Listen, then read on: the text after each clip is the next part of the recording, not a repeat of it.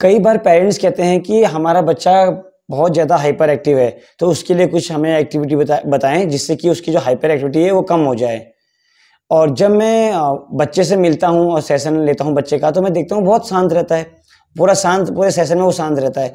तो मैं पेरेंट्स से पूछता हूँ कि आपका बच्चा तो बहुत शांत है, इतना हाइपर एक्टिव तो नहीं है।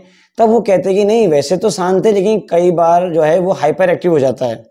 तो पेरेंट्स, आज के इस वीडियो में मैं बात करूँगा कि जो हाइपर एक्टिविटी है ना? एक तो होता है कि हाइपर एक्टिव होना बच्चा, और एक होता है कि जो कभी-कभी बच्चा जो है हाइपर एक्टिव हो जाता है। इन दोनों में अंतर है काफ़ी। तो आज के इस वीडियो में मैं बात करने वाला हूँ कि स्पेशली जो बच्चे जिनको ऑटिज़्म है, वो क्यों अचानक से हाइपर एक्टिव हो जाते हैं। तो चलिए शुरू करते हैं आज का वीडियो इस खास टॉपिक के साथ।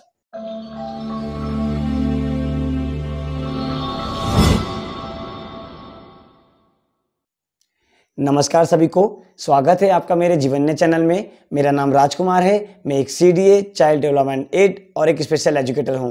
मैं पिछले 14 सालों से हमारे बच्चे जिनको ऑटिज़म है उनके विकास के लिए काम कर रहा हूँ। और जैसे मैंने अभी स्टार्टिंग में बताया कि आज मैं बात करने वाला हूँ खास बच्चे जिनको ऑटिज़म है, कि क्यों हमारे बच्चे जिनको ऑटिज़म होता है वो अचानक से हाइपर एक्टिव हो जाते हैं, जिसको पेरेंट्स जो है हाइपर एक्टिव समझ लेते हैं। असल में वो हाइपर एक्टिविटी नहीं होती है, कुछ और रीज़न रहता है। उसको हम वन बाय वन समझ लेते हैं पॉइंट के थ्रू।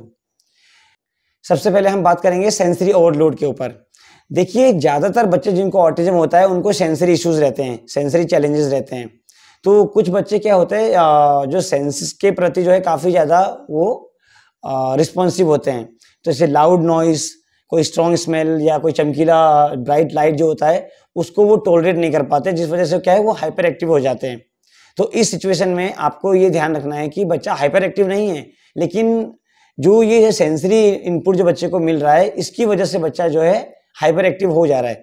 तो आप ये जो जितने भी ये जो स्टिमुलेशन है जो बच्चे को मिल रहा है, उसको अगर आप कम करेंगे तो बच्चे की जो हाइपर एक्टिविटी है वो ऑटोमेटिकली कम हो जाएगी। ठीक है? तो जो सेंसरी ओवरलोड है, उससे आप बच्चों को कंट्रोल रखें। सेंसरी ओवरलोड को कम करें बच्चों के लिए। ठीक है? ऐसे ही हम दूसरा बात करते हैं कि कुछ बच्चे हमारे जो है सेंसरी सीकर होते हैं।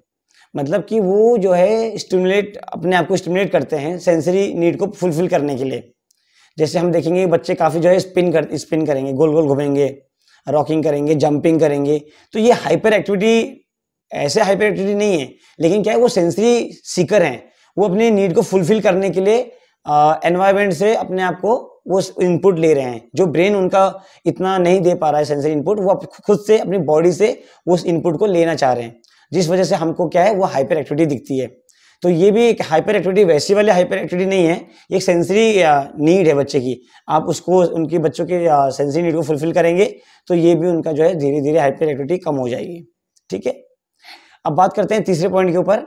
देखिए, ये मैं पिछली काफ़ी वीडियो में बात बता चुका हूँ कि हमारे बच्चे जो है ये ना इनको ये अपने टाइम के बहुत पक्के होते हैं। इनका शेड्यूल बहुत पक्का रहता है कि इनको जो इनका जो एक रूटीन बना हुआ है, अगर हम उस रूटीन को कुछ ब्रेक कर देंगे सडनली से या चेंज कर देंगे, तो इस सिचुएशन में भी कई बार बच्चे जो है हाइपर एक्टिव हो जाते हैं।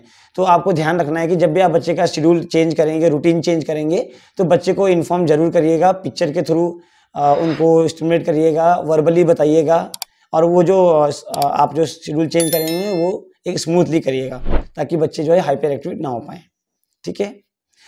इसी के साथ एक और पॉइंट ये आ जाता है कि हमारे जो बच्चे, काफ़ी बच्चों जिनको ऑटिज़म होता है उनको ट्रांजिशन में दिक्कत आती है। ट्रांजिशन मतलब हो गया कि एक एक्टिविटी से दूसरी एक्टिविटी में। सपोज़ करो बच्चा एक एक्टिविटी कर रहा है, कोई भी एक मान लो सपोज़ टीवी देख रहा है, और उसके बाद आप बच्चे को जो खाना खाने के लिए बोलेंगे या कोई टास्क करने के लिए बोलेंगे, तो वो वहाँ से हटने में उसको दिक्कत आती है। आप वहाँ से उसको उठा देंगे, टीवी बंद कर देंगे और उसको दूसरे रूम में बोलेंगे आप ये एक्टिविटी करो, तो बच्चा वहाँ पर क्या है फिर एग्रेसिव हो जाता है। तो यहाँ पर क्या होता है कि वैसे हाइपर एक्टिव नहीं है बच्चा, लेकिन जब जो ये ट्रांजिशन वाला जो पीरियड है, इसको जब हम चेंज करते हैं, ट्रांजिशन करते हैं बच्चे का एक एक्टिविटी से दूसरी एक्टिविटी में, तब बच्चा जो है हाइपर एक्टिव हो जाता है। तो इसको भी हम कम कर सकते हैं। हम बच्चे का जो ट्रांजिशन है इसको स्मूथ कर सकते हैं। इसके ऊपर ही मैंने एक वीडियो बना रखा है कि कैसे हम जो ये ट्रांजिशन बच्चे का स्मूथ करें, आप उसको देख सकते हैं, है ना? जब आप इसमें काम करेंगे तो बच्चे की जो हाइपर एक्टिविटी है ऑटोमेटिकली कम हो जाएगी। ठीक है?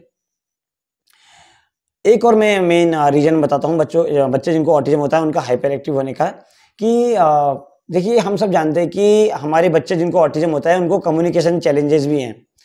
बच्चे जो है अपने फीलिंग को, अपनी नीड्स को एक्सप्रेस नहीं कर पाते हैं वर्बली और कुछ और मोड से भी नहीं बता पाते हैं।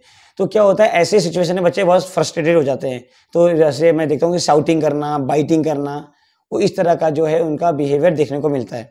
अगर हम उनके जो है कम्युनिकेशन स्टाइल को हम मतलब चेंज करें या उसको हम प्रमोट करें, अगर बच्चा एक्सप्रेस नहीं कर पा रहा है वर्बली तो हम पिक्चर के थ्रू उसको एक्सप्रेस करना सिखाएं। तो यहाँ पर भी क्या है बच्चे का जो ये हाइपर एक्टिविटी है वो काफ़ी कम हो जाती है।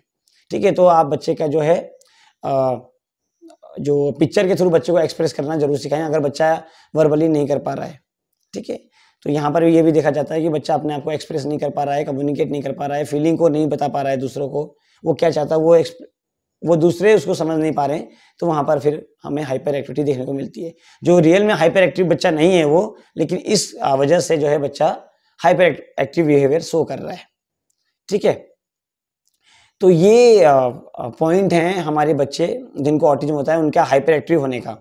वैसे हाइपर एक्टिविटी नहीं है बच्चों के अंदर, बच्चे हाइपर एक्टिव नहीं है, लेकिन इन चैलेंजेस की वजह से क्या है बच्चे का अंदर जो हाइपर एक्टिविटी बिहेवियर देखने को मिलती है। तो आप इन पे काम करेंगे, जो मैंने आपको बताया है, जो चैलेंजेस बच्चों में आ रहे हैं उस पे काम करेंगे तो बच्चे की जो हाइपर एक्टिविटी है वो अपने आप से रिड्यूस हो जाएगी। ठीक है पेरेंट्स, तो आशा करता हूँ कि ये वीडियो थोड़ा हेल्पफुल रहा होगा आप लोगों के लिए। अगर कोई आपके कंसर्न है, कुछ क्वारीज है तो मुझे कमेंट बॉक्स में मेंशन कीजिएगा, मैं पूरी कोशिश करूँगा उस पर रिप्लाई करने का। मिलता हूँ आपको अगली वीडियो में, तब तक सबको नमस्ते।